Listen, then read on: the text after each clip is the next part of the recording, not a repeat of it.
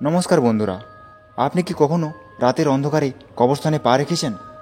আজ আপনাকে নিয়ে যাব এমন এক কবরস্থানে যেখানে মৃতরা ঘুমায় না, যেখানে রাত 12টার পর কবরের মাটি ফুঁড়ে বেরিয়ে আসে অতীতের অশরীরীরা। আজ যারা ভুল করে সেখানে পা রাখে তারা কি আর ফিরে আসতে পারে, নাকি ওখানেই মিলিয়ে যায় ওই কবরের মৃত অশরীরদের সাথেই?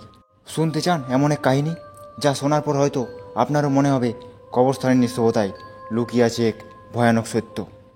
পুরো কাহিনী শোনার জন্য আমার সাথে থাকুন। রাতের কবরস্থান এমন একটি স্থান যেখানে দিনের আলো শেষ হবার সঙ্গে সঙ্গে সব কিছু বদলে যায়।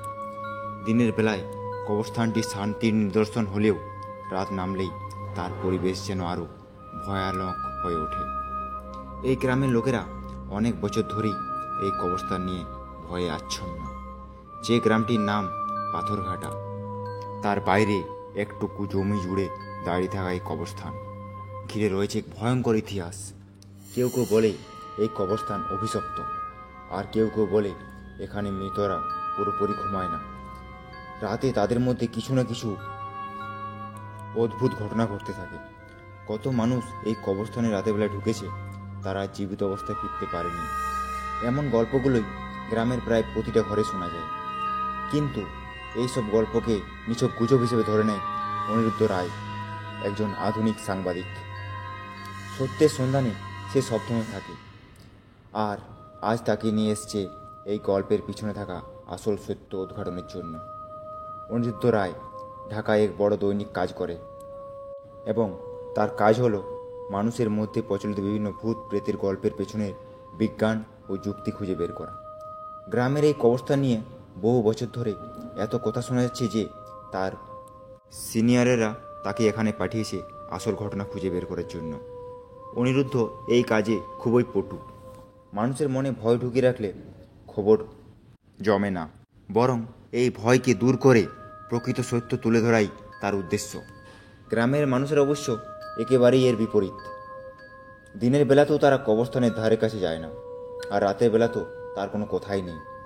গ্রামের বয়স্ক লোকজনেরা সঙ্গে কথা বলতে গিয়ে অনিরুদ্ধ বুঝতে পারে সবাই এই কবরস্থানকে খুব ভয় পায়। কেউ এর ইতিহাসও পরিষ্কারভাবে বলতে চায় না। তবে করিম চাচা নামে এক বৃদ্ধ লোকের সঙ্গে কথা বললে কিছুটা ইতিহাস জানা যায়। করিম চাচার মুখে শোনা যায়, বাবা, বহু বছর আগে এই গ্রামে এক জমিদার ছিল। সে ছিল খুবই নিষ্ঠুর। তার মৃত্যু হয়েছিল এই কবরস্থানে, আর তার মৃত্যুর পর থেকেই শুরু হয়েছে এইসব ঘটনা। রাত 12টার পর কেউ ওখানে থাকলে সে আর ফিরে আসে না, তাকে ওরা ওদের সঙ্গে নিয়ে চলে যায়।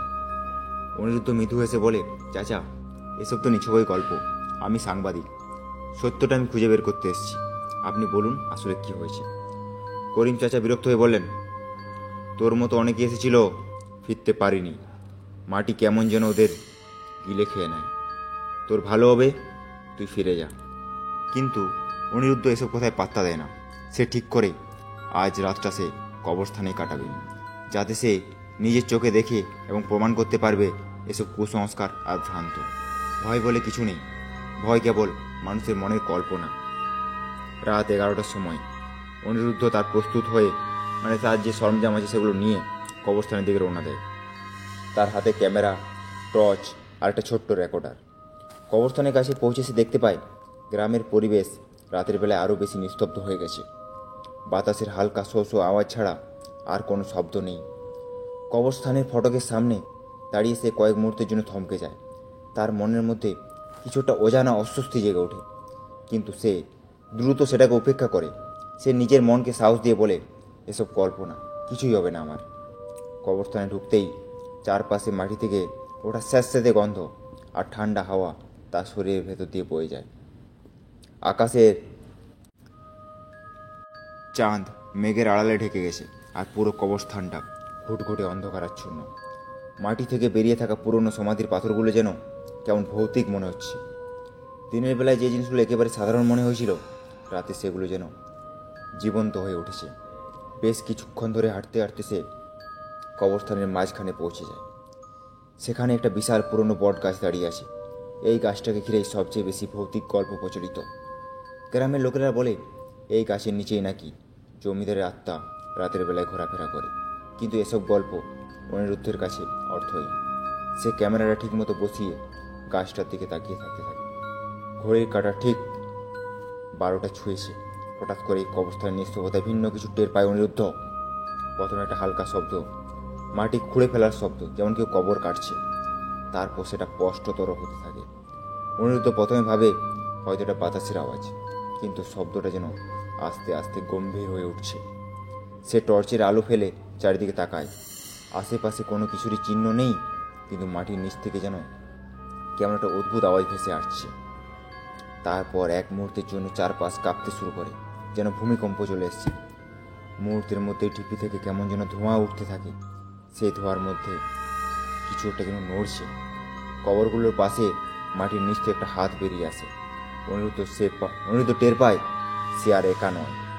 তার কাঁধে ঠান্ডা নিঃশ্বাসের অনুভূতি, আর পিছন থেকে ভেসে আসে ফিস ফিস করা শব্দ, ফিরে যা তুই, এখান থেকে ফিরে যা।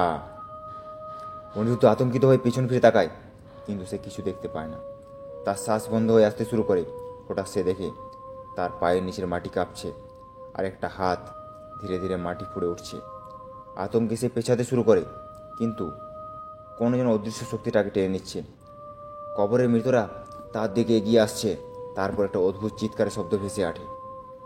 গাছের নিচে সাদা পোশাক পরা একটা ছায়ামূর্তি দাঁড়িয়ে আছে। গাছের নিচে দাঁড়িয়ে থাকা সেই সাদা পোশাক পরা ছায়ামূর্তিটি স্থিরভাবে অনিরুদ্ধের দিকে এক দৃষ্টিতে তাকিয়ে আছে। মূর্তিটির মাথার জায়গায় অন্ধকার ছাড়া কিচ্ছু নেই, কোনো মুখমণ্ডল নেই, কিন্তু এক অদৃশ্য শক্তি তাকে গ্রাস করেছে, যেন তার সমস্ত অস্তিত্ব দখল করে নিতে চাইছে। মূর্তিটি ধীরে ধীরে তার দিকে এগিয়ে আসতে শুরু করে। অনিরুদ্ধের গলা শুকিয়ে গেছে। আতঙ্কে তার শরীর কাঁপতে শুরু করে। সে পিছনে সরে যাওয়ার চেষ্টা করে, কিন্তু পা যেন মাটির সঙ্গে আটকে গেছে। মনে হচ্ছে মাটি তার পায়ের নিচ থেকে রক্ত শোষণ করে নিতে চাইছে। হঠাৎই একটা প্রকাণ্ড ঠান্ডা হাত তার পায়ের গোড়ায় জড়িয়ে ধরে। মাটির নিচ থেকে আরও কিছু ছায়ামূর্তি বেরিয়ে আসতে শুরু করে। এরা সবাই মাটির নিচ থেকে উঠে আসছে, আর তাদের প্রতিটি হাত মাটি ফুঁড়ে বেরিয়ে আসছে। অনিরুদ্ধ চিৎকার করতে চায়, কিন্তু তার গলা দিয়ে কোনো আওয়াজ বের হয় না। সে টের পায় চারপাশের কবরগুলো যেন ধীরে ধীরে জীবন্ত হয়ে উঠেছে। মনে হচ্ছে পুরো কবরস্থানটা যেন একটা জীবন্ত দানবে পরিণত হয়েছে। আতঙ্কে জ্ঞান হারানোর উপক্রম হয়, কিন্তু সে জোর করে নিজেকে ধরে রাখে। তার হাতের টর্চ লাইটটা এতক্ষণে বন্ধ হয়ে গিয়েছে, আর ক্যামেরা রেকর্ডারটাও আর কোনো কাজ আসছে না। মাটির ফাঁক দিয়ে শীতল বাতাস প্রবাহিত হচ্ছে, আর সেই বাতাসে ভেসে আসছে শত শত ফিসফিসানি। তারা সবাই যেন একই কথা বলছে, ফিরে যা, এখানে তোর কোনো জায়গা নেই। অনিরুদ্ধের দৃষ্টি ধীরে ধীরে ঝাপসা হতে থাকে। তার মাথায় একটা বড্ড ভারী পাথরের মতো অনুভূতি হচ্ছে, যেন তার মাথা কাজ করছে না, মাথাটা ভারী হয়ে আসছে। সে বুঝতে পারছে না কিভাবে বাঁচবে। মাটির নিচ থেকে বেরিয়ে আসা প্রতিটা হাত যেন তাকে আরও গভীরে টেনে নিতে চাইছে, যেন মাটির নিচে তার জন্য একটা কবর অপেক্ষা করছে। এই মুহূর্তে হঠাৎই সব কিছু থেমে যায়, যেন সময় স্থির হয়ে গেছে। গাছের নিচে দাঁড়ানো সাদা ছায়া মূর্তিটা সামনে এগিয়ে এসে দাঁড়ায় অনিরুদ্ধের মুখোমুখি। মূর্তিটার অদৃশ্য চোখগুলো যেন তাকে চুরমার করে দিচ্ছে। এক অদ্ভুত শব্দে মূর্তিটা বলে ওঠে, তুই কেন এলি এখানে? এটা আমাদের জায়গা। তুই ফিরে যা, নাহলে তুইও আমাদের একজন হবি। অনিরুদ্ধের শরীর ঠান্ডায় জমে যায়।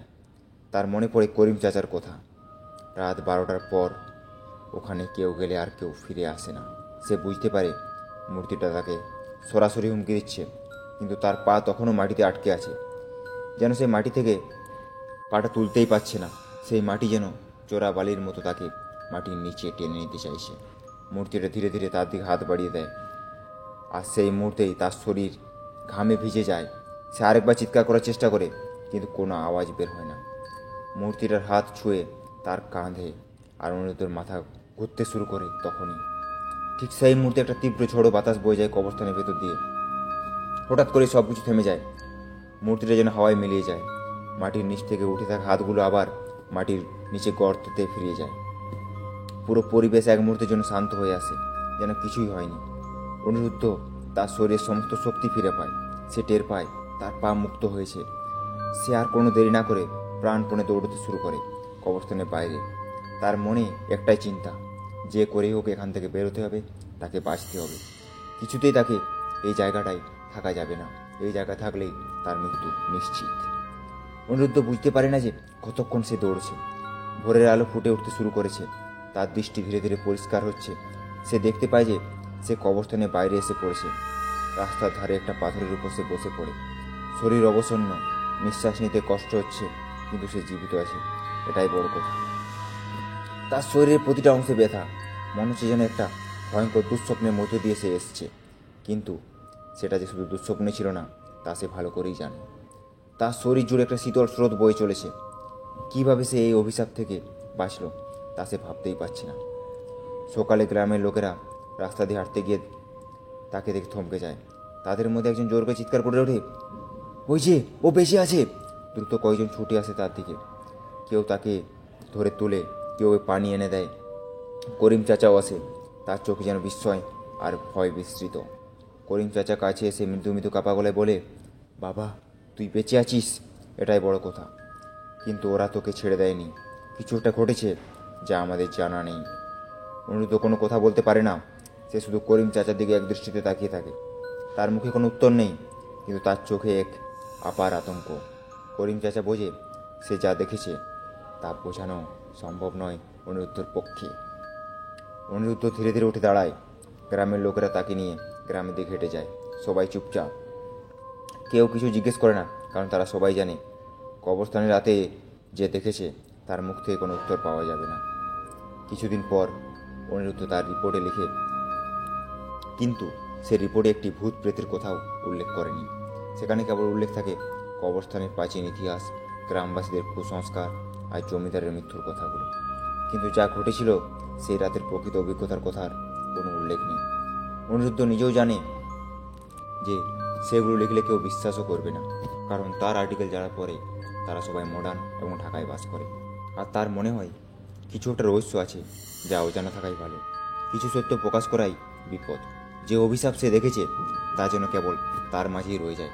সে বুঝতে পারে কবরস্থানের এই অভিশাপের গল্প আসলে সত্যি। তারপর থেকে অনিরুদ্ধ আর কখনো ওই কবরস্থানে পা রাখেনি।